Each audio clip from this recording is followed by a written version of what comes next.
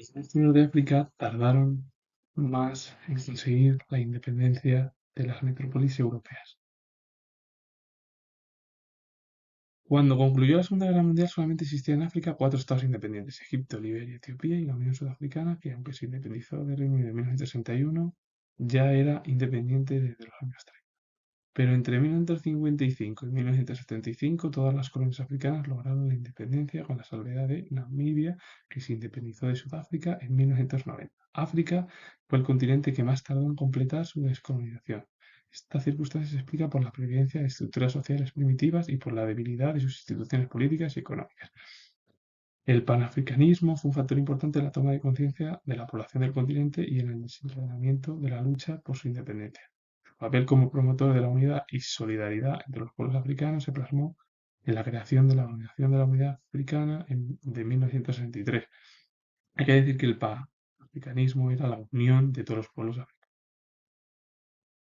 Con el final de la Segunda Guerra Mundial, cuatro estados africanos eran independientes: Egipto, Liberia, Etiopía y la Unión Sudafricana desde los años 30, aunque no consiguió su independencia de Reino Unido, la Unión Sudafricana, hasta 1961. Pero entre 1955 y 1975, todas las colonias africanas se independizaron de sus metrópolis europeas. El único caso fue Namibia, que se independizó de Sudáfrica en 1990.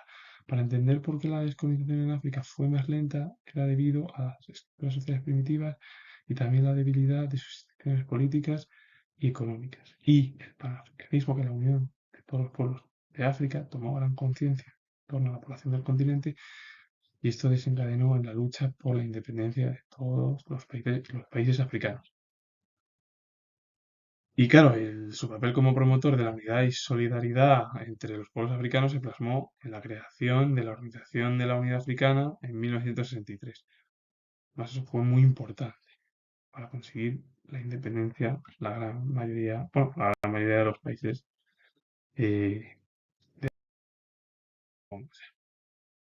en el proceso descolonizador del continente africano se diferencian cuatro áreas geopolíticas, fundamentalmente por la pertenencia a una metrópoli u otra.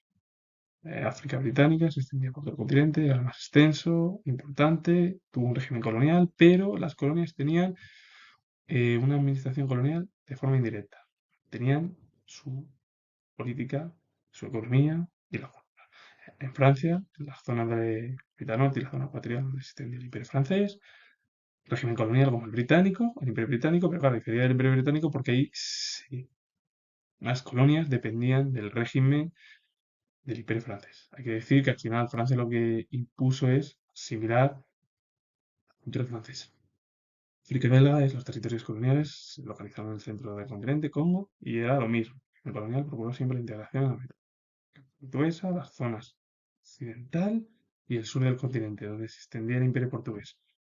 Su régimen colonial evolucionó, al principio se llamaron integración, luego provincialización de los territorios, y claro, en Angola y Mozambique se produjeron sangrientas guerras. Y eso produjo la caída de la dictadura portuguesa, la revolución de los claveles en abril de 1974. Y bueno, países como España, que mantuvo la colonia de Guinea Ecuatorial hasta 1968, que se independizó el país en 1968, o Somalia, que se independizó de Italia alrededor, bueno, sí, en 1960, es decir, parte de Somalia, y Camerún y Tanzania, que pertenecieron al Imperio Alemán, o a Alemania, y que estuvieron hasta el final de la Primera Guerra Mundial, cuando los alemanes fueron derrotados por los aliados, es decir, los imperios centrales fueron derrotados. Al final está la Constitución. Es verdad que cada una, la británica era la más extensa, al igual que la francesa. Se llevó a cabo un régimen colonial de forma indirecta. En Francia fue en la mitad norte y zona ecuatorial también, muy extenso el imperio francés en África. Y claro, se llevó a cabo el mismo régimen colonial, pero la diferencia con el británico es que ahí las colonias dependían de Francia y tuvieron que asimilar la cultura francesa. Al igual que en el centro del continente, Congo, el imperio belga, y luego, claro, siempre la integración, la metrópoli, el régimen colonial, siempre lo que procura. Al final es eso. Y claro, las zonas occidental y sur del continente, por parte del imperio portugués, en la cual, bueno, pues fue evolucionando. Primero era integración de colonias, luego provincias, algo similar hizo España durante la dictadura, es decir, como eran dictaduras las dos. fue lo que se produjo en los dos países de la península ibérica. Y claro, las guerras sangrientas en Angola y Mozambique provocaron la caída de la revolución, bueno, provocaron la caída de la dictadura y con ello la revolución de los claveles en abril de 1974. Y bueno, España poseyó Guinea Ecuatorial hasta 1968, Somalia formó parte de Italia hasta 1960, Camerún y Tanzania hasta el final de la Primera Guerra Mundial por parte de posesiones alemanas. Finalizo, comentar que tengo la historia y si os ha gustado el vídeo, darle a like, suscribiros y poner comentarios. Saludos, adiós.